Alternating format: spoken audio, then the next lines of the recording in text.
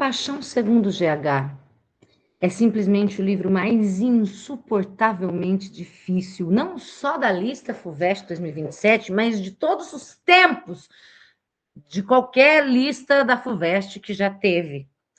Eu fiquei pensando, talvez Claro Enigma? Não, Paixão segundo GH é pior.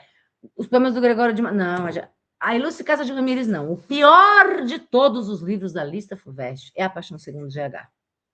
Vamos falar sobre ele neste vídeo.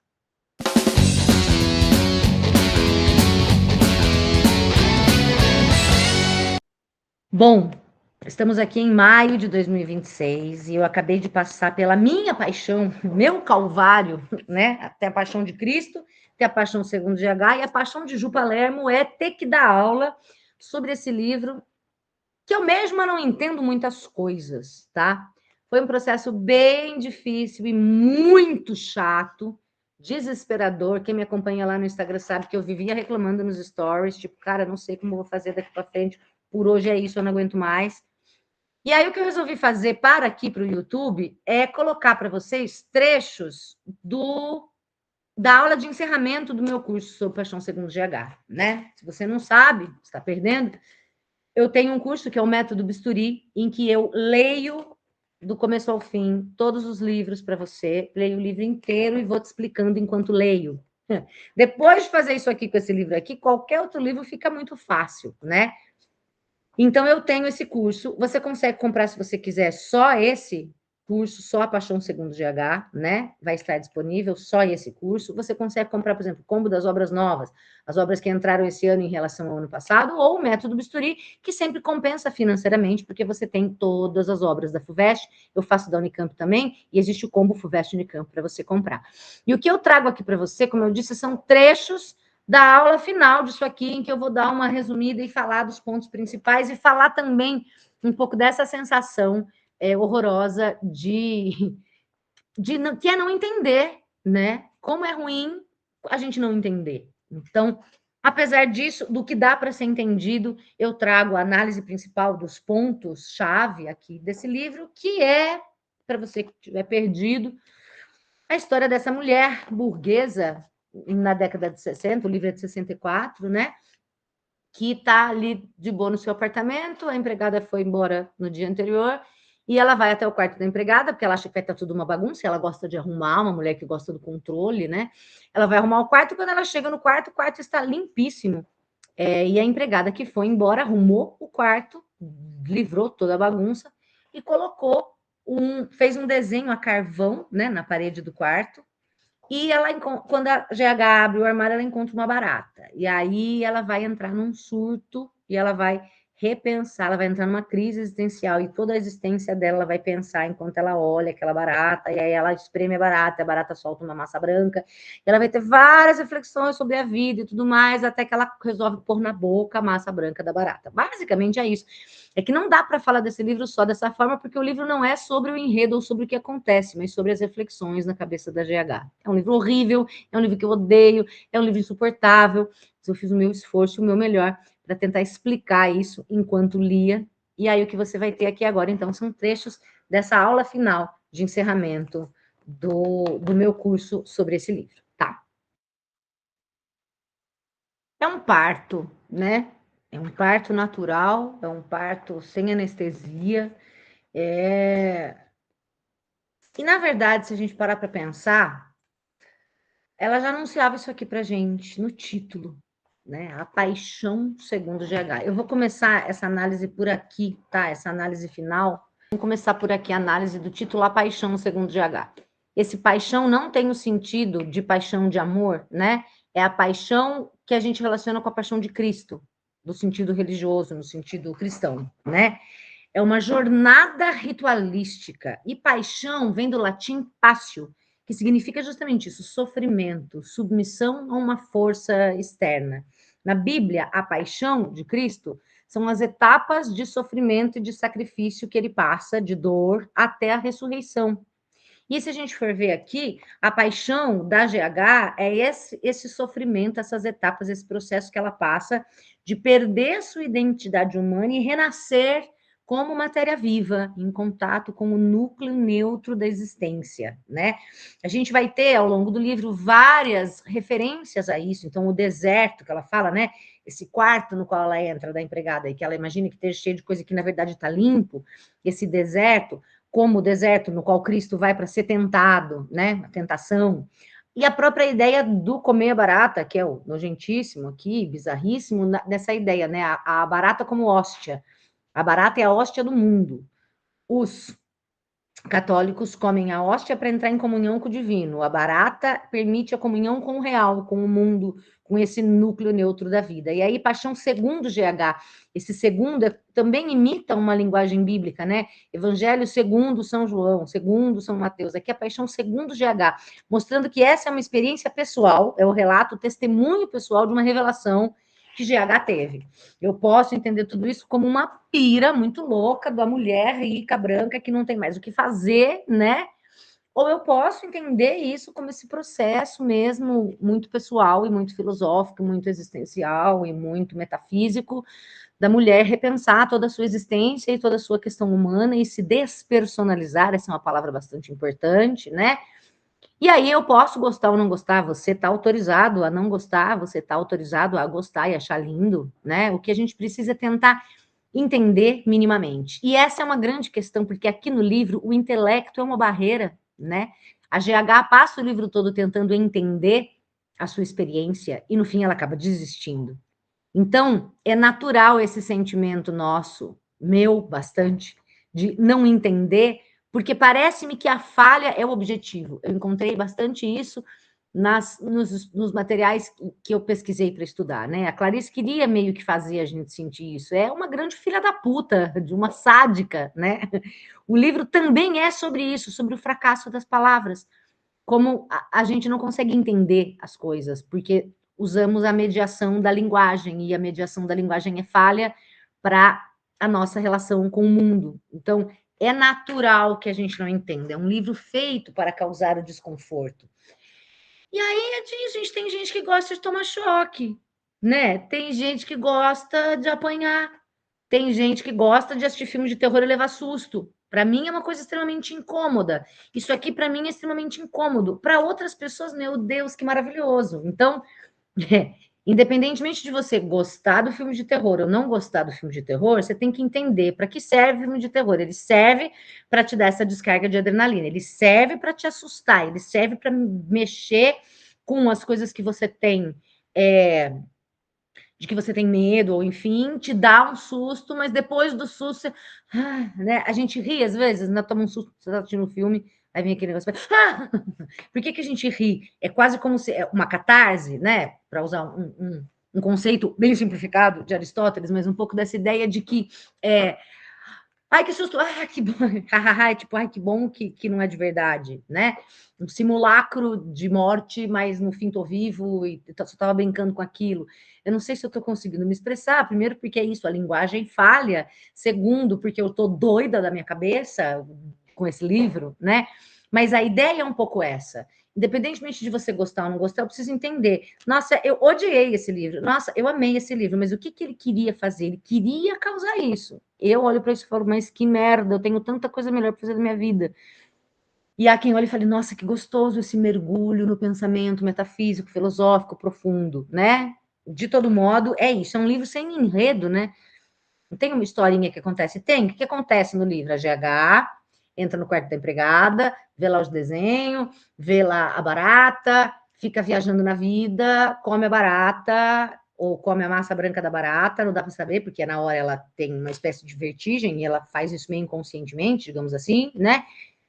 E descobre o sentido da vida e ela não quer mais entender, ela só quer viver, e ela se despersonaliza. Mas aí veja que isso tudo já não é mais enredo, né? Enredo que acontece? Ela entra no quarto, mata a barata, come a massa da barata. Isso é o enredo, e o livro não é sobre isso. E sim, acho que essa é uma explicação interessante. O livro é como se fosse um relato em câmera lenta dessa crise existencial que a GH tem quando ela entra no quarto da empregada. E aí, como eu venho dizendo para vocês o tempo todo aqui,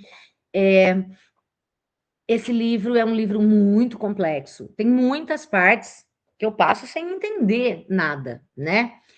A FUVEST sabe disso, eu espero que ela saiba disso. Não, ela sabe, se ela fingir que não, ela está fazendo de trouxa, né?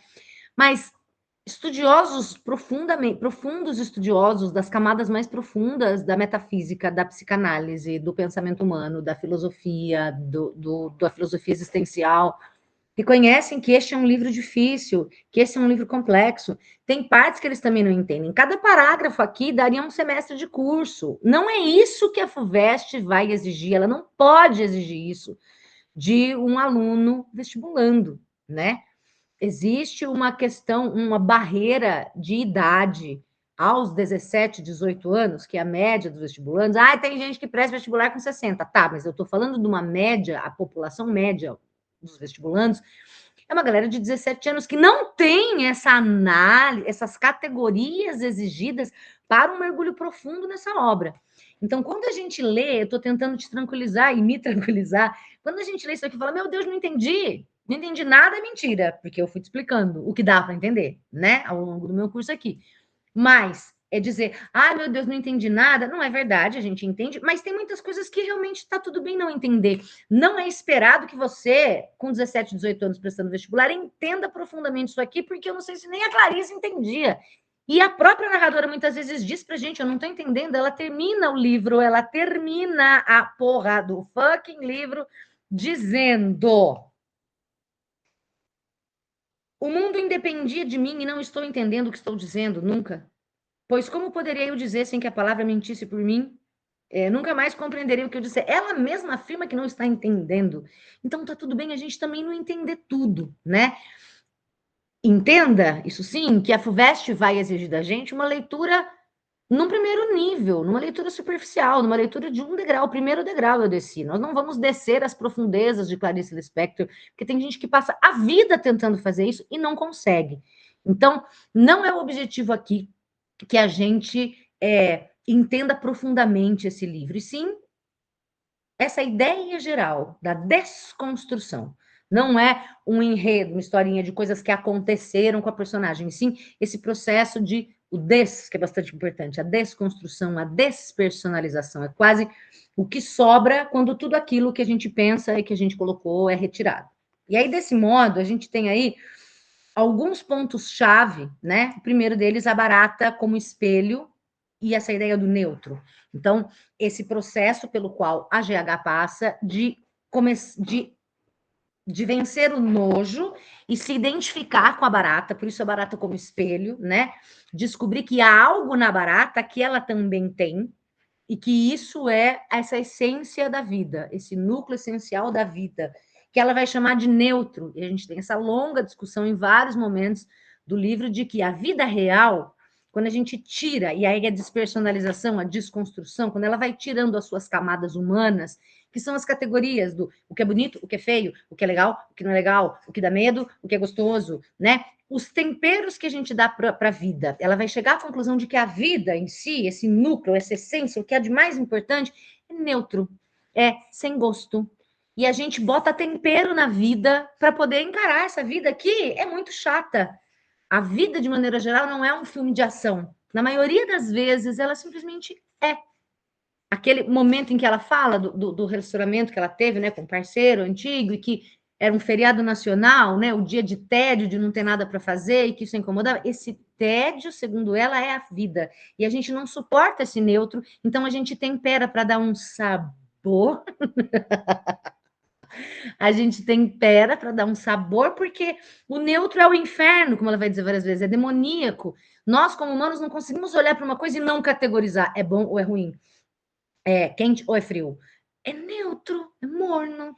Então a gente dá esse tempero e ela chega à conclusão, neste seu surto, digamos assim, psicótico, claro que eu estou usando essa palavra de um jeito bastante leviano aqui, mas de que há algo em comum entre ela e a barata e que é comum à vida, que é a vida. E a vida é essa massa branca, esse neutro, né? E o impessoal, a vida pura, nua, crua, o impessoal.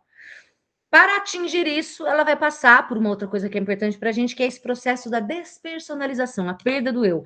Tirar todas as camadas humanas que temos para tentar chegar nesse núcleo. Ela destrói o seu ego, a GH, mulher burguesa, fina, com as valizes, né, as malas com as iniciais gravadinhas ali, eu imagino em dourado, né? Não lembro mais se li que era dourado ou se imaginei que era dourado, aí vem a subjetividade da leitura, mas enfim, despersonalizar-se, a destruir esse ego para chegar nessa essência, para chegar a ser a mulher de todas as mulheres, né? Não é mais uma coisa individual, eu, GH, CPF, minha vida social, pessoal, mas a coisa da espécie humana dentro dessa coisa maior da vida.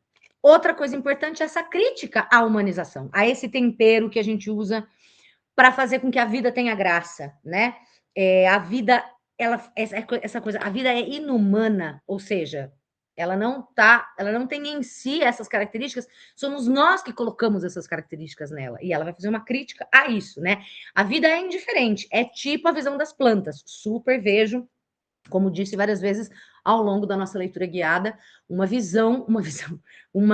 possível questão com a visão das plantas e essa mesma ideia da indiferença da natureza, né? Quando ela diz, a Clarice diz aqui no GH, o leite da vaca está lá, ele não existe para nós, né? A flor brota não é para nós, é como na visão das plantas, né? A natureza está lá e a planta está lá e ela vive ou ela morre, não é para você ou por você, a natureza é indiferente. Então, essa é uma questão que daria para a gente pensar junto aqui, essa ideia. A vida é inumana, a vida é indiferente, e a verdadeira coragem é aceitar isso, porque para a gente é difícil esse neutro.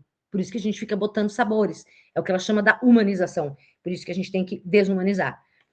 E no fim, que a gente quer morrer de catapora, eu quero enfiar o dedo no cu, rasgar até a boca, a desistência como vitória. Não desistir o fracasso, porque eu fracassei, né? Ela diz várias vezes isso, que o fracasso é a maneira da gente conseguir ultrapassar.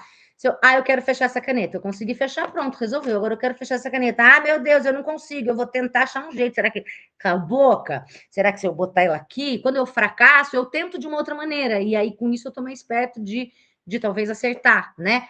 E ela vai dizer isso muito em relação à linguagem, quando a linguagem fracassa, quando é um colapso da linguagem, a linguagem falha, a linguagem é imperfeita, o que é um rolê bem simbolista, né? Quando a gente estuda o simbolismo nos movimentos literários, a linguagem ela é imperfeita, ela não é capaz de dar conta de explicar a realidade, mas a linguagem é a maneira pela qual eu faço a mediação entre mim e o mundo. Eu vejo uma árvore e eu dou nome de árvore, mas o nome árvore, está muito longe do que é o objeto árvore.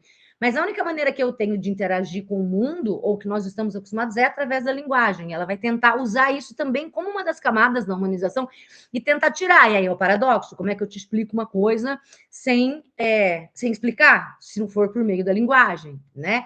Enfim, a desistência como vitória. Ela passa o livro todo tentando entender, tentando explicar, e aí no fim ela desiste, não porque ela não é capaz, mas sim porque a verdadeira coragem é assumir, não sou capaz, né? Não sou capaz de entender, simplesmente eu quero parar de entender, e a liberdade de soltar o controle e poder simplesmente ser, né? A gente vê a GH como uma pessoa muito controladora, principalmente no início, quando ela fala, adoro arrumar, né? Adoro arrumar, gosto de ter o controle de tudo. E ela, no fim, larga esse controle para simplesmente ser. A vida se me é essa construção gramatical que para a gente não faz sentido, mas aí também tem a ver com não fazer sentido, com não caber, com não entender, lembrar que o intelecto é uma barreira e a linguagem é outra, ela é insuficiente para explicar o mundo, tá? Pensando especificamente na FUVEST, a gente tem algumas coisas mais óbvias sobre esse livro, né? E que eu acho que nessas coisas mais óbvias é que vai se assentar a avaliação que a FUVEST vai fazer da sua leitura desse livro. Claro que ela pode pegar um trecho específico para isso, mas são as coisas básicas e óbvias que a gente consegue entender, né? Ou que são características, por exemplo, o fluxo de consciência, que é essa técnica que a Clarice usa, que não foi ela que inventou, nem nada, mas ela usa bastante, que é esse fluxo de consciência. Eu estar o tempo inteiro dentro da cabeça da personagem, e tudo que ela está pensando, ela está, pelo menos, tentando dizer. Então, eu tenho esse registro, esse relato do surto e da tentativa de reorganização mental da GH. Como eu disse, né? Eu tenho o surto dela em câmera lenta, por isso que enche o saco. Porque é como se eu estivesse dentro da cabeça dela pensando tudo que ela pensou, por isso que demora, né? Não foi um processo longo, a gente vê aqui, ela entra no quarto às 10 da manhã, mais ou menos no meio do livro ela fala que ela está no meio-dia, foi, sei lá, no máximo algumas horas. Mas o livro estica isso até o fim, porque é o fluxo de consciência. Ele está me contando tudo que se passa na cabeça dela durante essa, que é outra coisa importante e básica para a gente saber, a epifania, né? Epifania, a palavra que marca muito a obra da Clarice, é muito comum em outras obras dela, em outros romances ou até mesmo em contos. A epifania é aquele momento do, né? Como eu sempre digo, como já disse, para lembrar aqui, quando o personagem, numa história em quadrinhos, entende alguma coisa ou tem uma ideia que faz um, e acende uma luzinha na cabeça dele, né? A luz da compreensão, da racionalidade. Você pode pensar porque a luz é o símbolo do iluminismo, essa coisa do racional, do compreender, né? Se bem que aqui não é exatamente compreender, mas é muito comum na obra da Clarice, e aqui nesse livro isso se repete, que a personagem, diante de uma situação banal, vá ter uma grande revelação, né? A gente teve há poucos anos, eu comentei isso já, um conto da Clarice chamado Amor, que estava no vestibular da Unicamp há alguns anos, em que a personagem tem uma epifania quando ela vê um cego mascando chiclete, né? Então, assim, é um evento banal que vai desencadear, que vai ser um gatilho, para usar uma palavra da moda, que vai motivar todo no caso dela, não exatamente uma compreensão, mas uma crise que vai levar a uma compreensão. Essa jornada ritualística, que é a paixão, no sentido de sofrimento e dor e sacrifício da GH, né? Então, essa crise existencial pela qual ela vai entrar, e que é filosófica e metafísica, e que é reveladora para ela de uma grande verdade, que eu acho uma merda, mas enfim, é o que é, né? O colapso da linguagem como tema principal aqui, essa ideia justamente das palavras não darem conta da realidade, né? De como é difícil falar, e ela diz isso várias vezes, principalmente no começo, né? Eu preciso tentar explicar o que aconteceu comigo, e eu só vou conseguir se eu fingir que eu estou contando isso para alguém. Eu digo isso porque isso para mim faz sentido, e aí talvez seja isso, né? Num livro tão assim, que tudo é tudo, nada é nada, é isso, porque nem falar no fim, ela fala, eu vou chamar de confiança, mas podia ser qualquer outra coisa. Porra, se podia ser qualquer outra coisa, podia ser então um post-it, né? Se nada é nada e tudo é tudo, tudo é nada e nada é tudo, nada é nada, foda-se então, né? É claro que não é isso, mas é mais ou menos isso, afinal as palavras elas são falhas para explicar a realidade, né? Mas talvez seja isso, assim, isso é uma coisa que eu consigo identificar porque ressoa em mim, porque eu sou um pouco assim. Talvez outras pessoas vão encontrar outras grandes coisas, e na verdade a literatura é meio isso, né?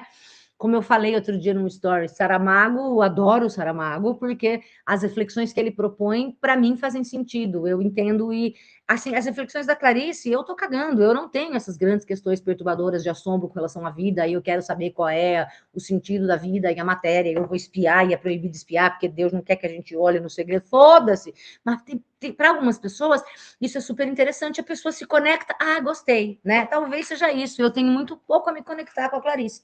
Mas quando ela fala isso, ela fala, eu preciso entender o que eu vivi, então eu vou tentar explicar aqui. Porque eu penso muito melhor quando eu falo, ou quando eu escrevo, né?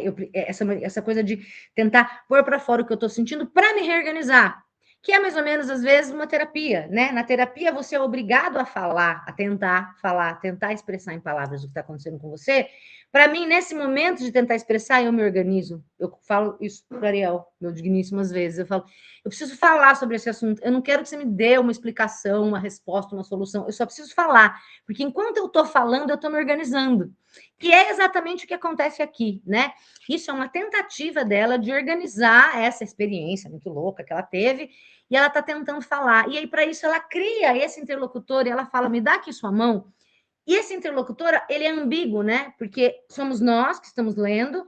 Às vezes ela vai falar com esse homem do passado, às vezes ela fala com o próprio Deus, que para ela é a vida e essa essência que está no núcleo da vida, do neutro, da porra da massa branca insípida da barata. Mas, de maneira geral, na maior parte do livro, ela está falando com a gente. Mas esse agente não é tipo a Ju Palermo ou você que está lendo, né? Mas um interlocutor que ela cria só para tentar fingir que ela está falando com alguém, para ela tentar organizar o pensamento. E isso é uma questão básica e chave do livro, e que é uma questão possível da gente entender, e que talvez pudesse estar na FUVEST. Uma outra coisa é a questão da identidade de classe, né? É um outro recorte que eu tenho do livro, um tanto quanto mais social aqui, quase político, que é a figura da Janaí, né? A empregada. Quando ela entra no quarto e vê o desenho que a empregada fez, que é uma crítica a ela mesma, né? A ela, GH, e o fato da empregada ter arrumado o quarto, né? Como se fosse dona, né? Se livrou dos lixos e tudo mais. Ela não lembra, ela tenta lembrar do rosto da empregada, ela não consegue lembrar. A GH é essa mulher rica, burguesa, que mora na cobertura de um edifício no Rio de Janeiro, da década de 60, e que nem lembra a cara da empregada, depois é que ela vai lembrar, né? Então, tem também uma questão de classe, desculpa, um recorte de classe que a FUVEST poderia pegar. Então, assim, essas são questões mais óbvias, como eu disse, de um primeiro degrau, né? Mas eu realmente não acredito, pela minha experiência de anos que eu trabalho com vestibular, que a FUVEST vá aprofundar demais a análise desse livro, porque é um livro complexo e que a gente não entende, né? E não é esperado que você, vestibulando, nessa fase que você está da sua vida, com o que você já viveu, eu sei que te parece muito, mas é pouco, né? Eu tenho ali, sei lá, pega um psicanalista, um filósofo, uma pessoa que estuda metafísica, a psicanalista que fala sobre esse livro brilhantemente, a professora Judith Rosenbaum, pega uma filósofa da linguagem, né? Essas pessoas que, sei lá, têm 50 anos e estudam esse livro há 30 e ainda não entenderam tudo. Você, no ensino médio, com 17, também não vai entender. Então, não se cobre demais, sabe?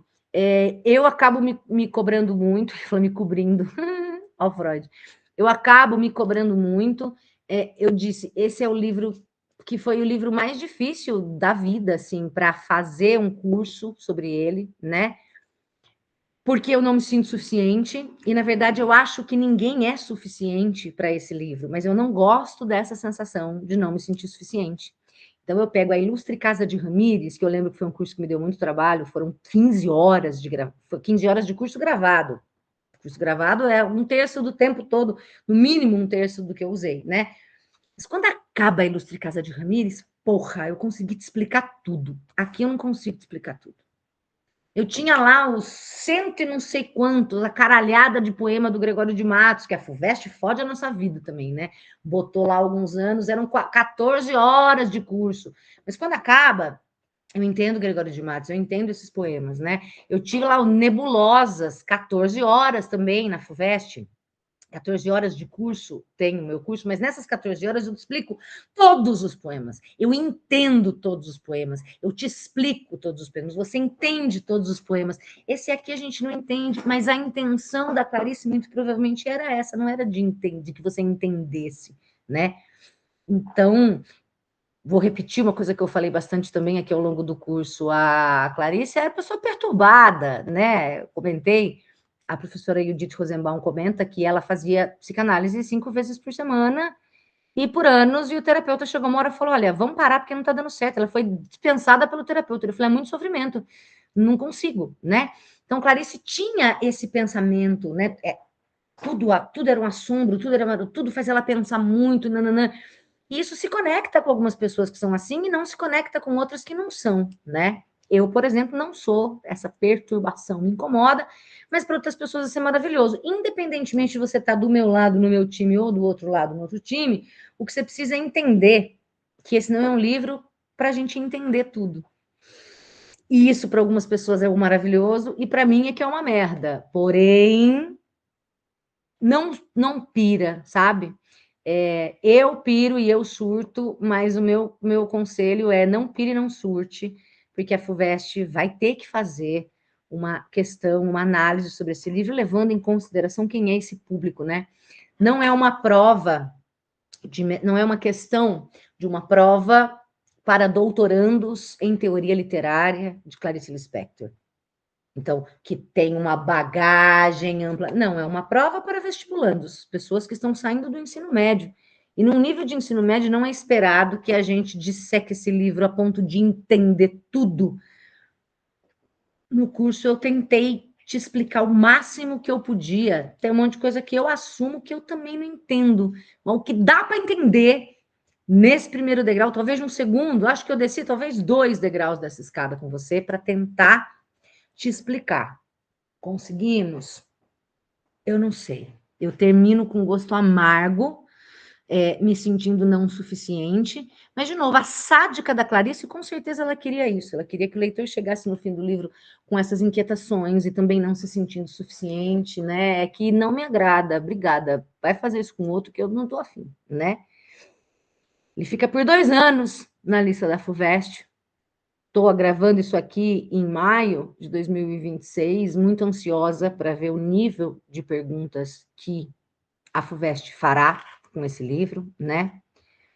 Mas eu vou dizer com a consciência limpa, em paz, de que eu fiz tudo que eu podia, mas sempre tem um ladinho meu dizendo assim, cara, mas devia ter pesquisado mais, devia ter... Mas aí volta e falo, não, eu acho que é isso, eu acho que é o suficiente, eu acho que para esse livro o que a gente conseguia fazer é isso. Esses são os pontos básicos, esses são os pontos-chave, e é o que dá para fazer. Deu para fazer. Muito trabalho, deu para fazer, né? Eu vou tentar deixar para você aqui, eu vou deixar para você aqui na área de materiais extras, esses vídeos que eu falei que são importantes, de outras pessoas falando, de pessoas que descem mais degraus aqui, né? É necessário? Não, é extra, como o próprio nome diz, mas caso você queira, vou tentar deixar também um material tipo resumo, assim, com essas grandes questões, porque esse livro ele é muito difícil, né? Perto disso aqui, Memórias de Marta é um gibi. Canção para Enar Menino Grande é uma piada, né? Então, esse aqui é muito mais complexo, né? É o mais complexo da lista da FUVEST desse ano e de todos os tempos, desde que eu trabalho com vestibular.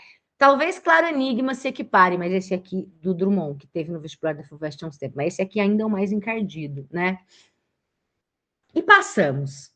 Eu não consigo ter aquela sensação que eu tenho ao fim de Nebulosas de foi, né? Foi, mas eu fico, mas não foi tudo. Foi o que dava para ser. É isso. Vamos respirar. Vamos só ser, gente. Para quem entender, vamos desistir. Eu tô sendo irônica agora, tá?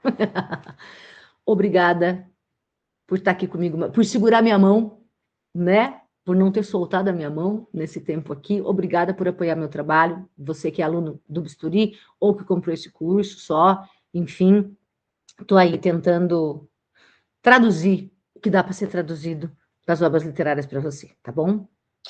Beijo, obrigada, até a próxima. Bom, gente, agora aqui para vocês do YouTube, essa é a minha contribuição, né? Se você quiser mais, se você quiser passar por esse calvário junto comigo, eu recomendo que você venha para o Método Bisturi ou que você compre o curso desse livro, né? Como eu disse, comprar o Bisturi sempre compensa financeiramente, porque você tem todas as obras, né? E, enfim, é isso. Agora a lista FUVEST 2027 está completa aqui. Temos vídeos de todas as obras e é isso. Vamos para frente, vamos para o próximo, que tem mais coisa por aí, tá? Deixa aqui o seu descontentamento com essa escolha. Eu queria descobrir a pessoa, que é uma pessoa, né? A pessoa que falou na reunião da FUVEST, vamos colocar a paixão segundo GH. Eu queria encontrar essa pessoa para conversar um pouquinho, para explicar para ela o que é o aluno do ensino médio, qual é a realidade do ensino médio, né? E chamar essa pessoa para a realidade do absurdo que é essa escolha que essa pessoa fez. Queria saber quem é esse ser humano. Enfim, talvez até seja bom não saber. Beijo, até a próxima.